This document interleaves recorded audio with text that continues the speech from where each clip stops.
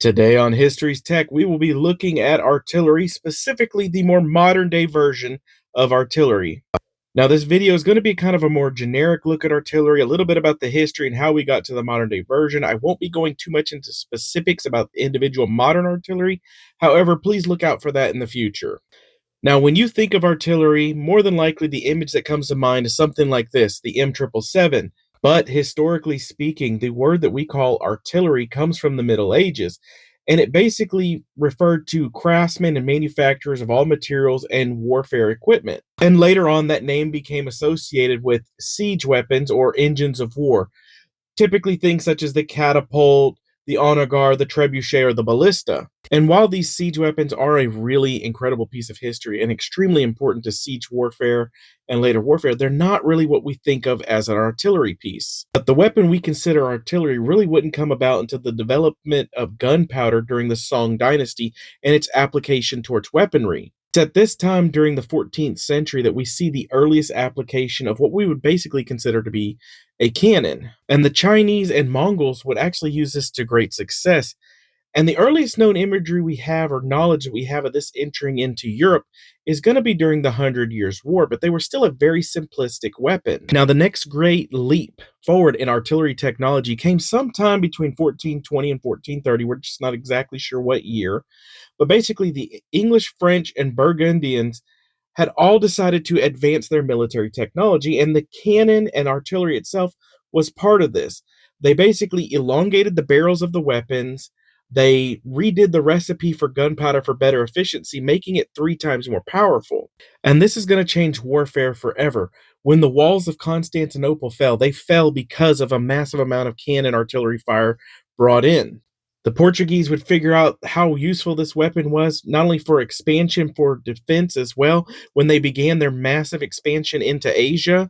And it's the artillery piece that's really going to allow the Portuguese to begin conquering the early parts of the New World and parts of Africa and Asia. And it's at this point we actually see the word cannon being used in regards to artillery pieces. And basically, a cannon at this point meant a dedicated field carriage with an axle, a trail, and animal drawn limber. Basically, they made the artillery piece much more mobile, thus creating the cannon.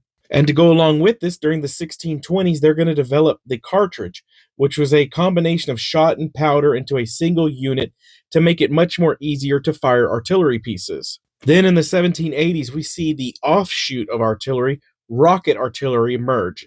So in the 1780s, basically, they were taking the propulsion of a rocket and attaching an iron casing to the end and creating a rocket artillery piece. And of course, this will be expanded later on in the 20th century. Now, during the Napoleonic Wars, we see another major change to the artillery.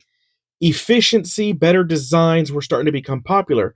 It was no longer about making the largest, biggest artillery piece to do the most damage. It was now about making compact, light artillery pieces so you could bring in as many as possible. Now, the true modernization of the artillery is going to occur during the mid-19th century. And what we're going to see happen is metallurgy is going to advance to the point where we can finally begin constructing the breech-loading rifle, which is going to completely revolutionize this time period. Wars such as the Crimean War and the American Civil War are going to take advantage of these new artillery pieces. Now, this doesn't mean that the muzzle loading cannon and artillery was being replaced yet. In fact, weapons such as the Armstrong gun had to go through a lot of verification in order to prove the value of the breech loader. And actually, the breech loader was seen to be more expensive and a little bit more complicated. However, during testing, it was proven to be far superior than the muzzle loading weapons. And this is actually going to kick off a later on arms race in terms of artillery. Now, for the next 40 to 50 years, while the breech loader was being developed, the weapon actually went through a different change more in technique, and the idea of indirect fire became very popular in the development of the artillery piece. And this was basically the concept that you no longer had to be looking directly at your target when using artillery.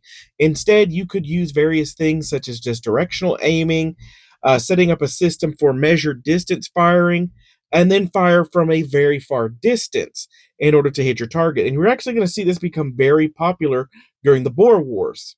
But it's finally during World War I that this all comes together. The breech loading weapon, a self contained cartridge going from a Kevlar or cloth cartridge to a metal one, and adding in indirect fire that we really see the artillery piece come together. Now, the importance of artillery during this time period cannot be underestimated. It actually is one of the elements that forced trench warfare at this time. And another thing it's going to help develop is what's known as the self propelled artillery. Now, simplistically speaking, this is basically a tank that had an artillery cannon attached to it. But this is going to change everything. You no longer need men or animals to move the weapon. Now you have a self contained artillery. Now, World War II continued some of the same trends we were seeing in World War I artillery. The weapons were made to be more efficient. Some of them were getting larger. The self propelled weapons were actually becoming faster.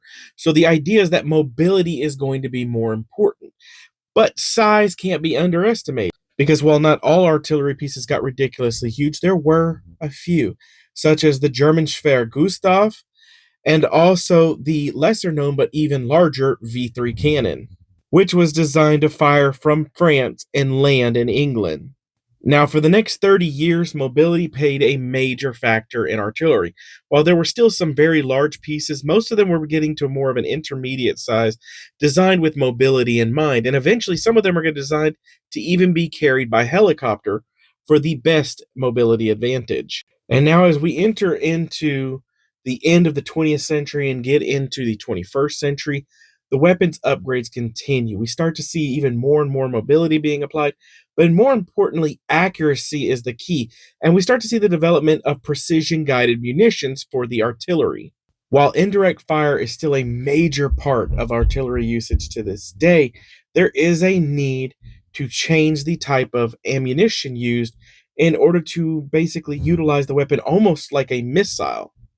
So internal guidance systems have been added, the ability to steer the weapon has been added, and now we are taking artillery to the next generation of weapons usage. But there you have it, a look at the development of the modern artillery. And of course, I call it modern because I'm mostly talking about the gunpowder based artillery. But this is a weapon that has hundreds of years of development and is not going away anytime soon. As technology advances, the weapons themselves advance, and we're looking at these pieces of once basically primitive gunpowder weapons becoming the next generation of firepower.